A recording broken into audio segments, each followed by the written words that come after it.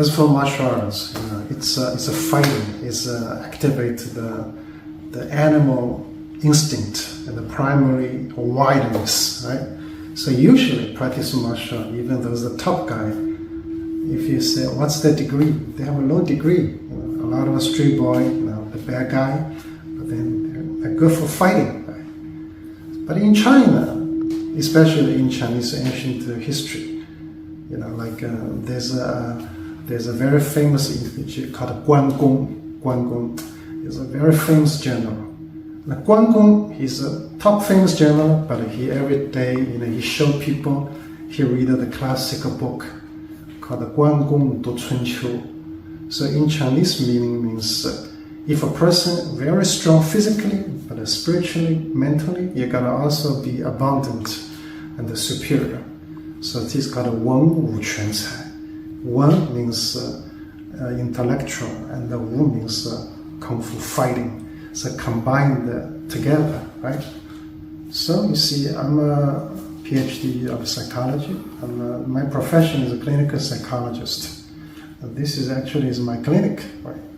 So when I start to talk about Kung Fu, I started promoting in China. A lot of Chinese people say, "What the hell is this guy? He's a bookworm. How can he know Kung Fu?"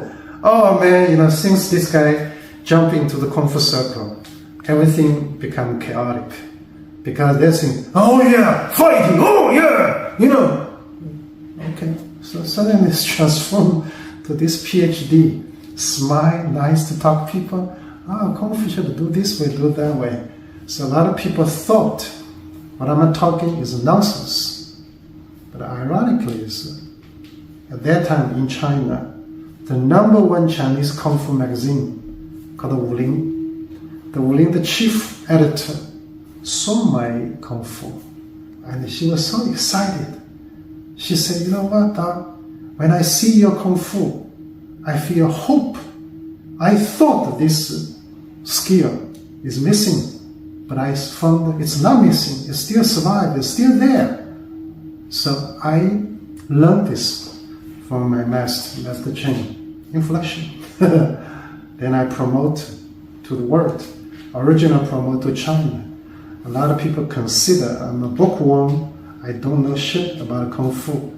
But the top Chinese martial magazine put me as the cover boy. There's another top Chinese Kung Fu magazine also put me as the cover boy, because those professionals identify this is the lost secret of traditional Chinese martial art. So in China, they always say, Kung Fu, be careful. If a scholar, if a bookworm know Kung Fu, you gotta be careful. This guy must be very powerful, because this guy used the brain to fight. So Xin is a mind. Yi means mindfulness. So it sounds like a psychology, right? So I'm a professional psychologist, practice mindfulness Kung Fu. So that's pretty interesting, right? So this is the way I want to tell people. Kung Fu, there's two ways. One is like a street boy, brutal fighting, and move like a gang member. Another way is like my style. PhD, nice, gentle, talk about spirituality, but in fight, I can really fight. So it's your choice. You can learn that kind of way, like an animal, but you can also learn from my way, spiritual, nice, intelligent, but also very, very, very powerful.